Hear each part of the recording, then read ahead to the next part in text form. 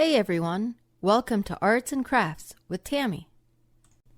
Today's project is a round table that I got from a storage unit auction. It actually had a marble top, but I removed that, as you can see here, and I'm going to set that aside for a completely different project. In the meantime, I had an idea of what I wanted to do with this. I wanted to put a different top on there.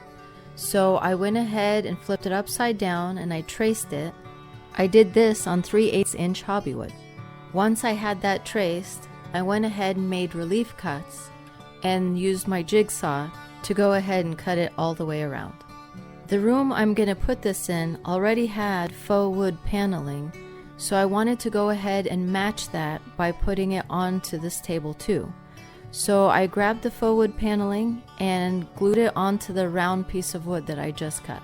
And as you can see here, I clamped it on and I tried to put as much weight as I could on it so it can stick very well and dry that way. As you can see here, I did the same thing as I did when I cut the round piece of wood.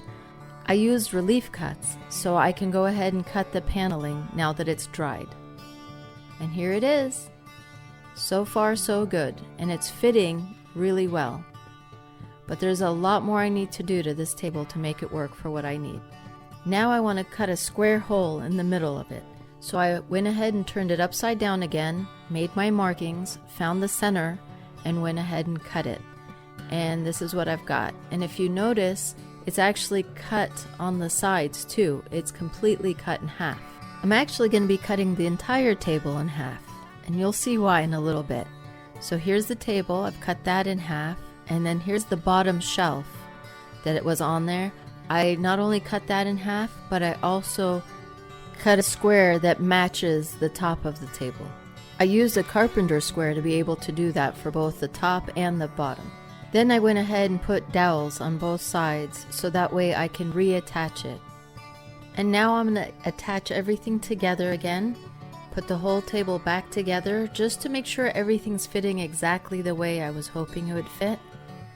And so far it looks good. I want to put the top on too just to make sure everything looks good before I start sanding. If you notice there's a little bit of a notch right there where I have my square, I'll show you later why I put that there.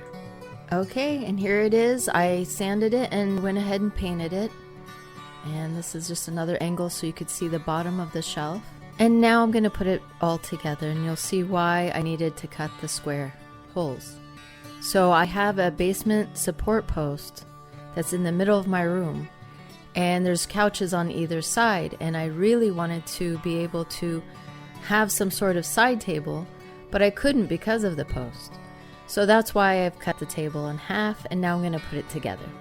So here's the bottom part of my table, that's the shelf, and here's the top view of the post. And then I went ahead and put the very top of it on, and as you can see the notch that I put for the channel cabling, so that fit in perfectly. And as you can tell, I have both couches on either side, and either of them can use that table. So I'm really happy with the way this turned out. I hope this gives you ideas and inspiration to change what you have instead of throwing it away. And I hope you enjoyed this video.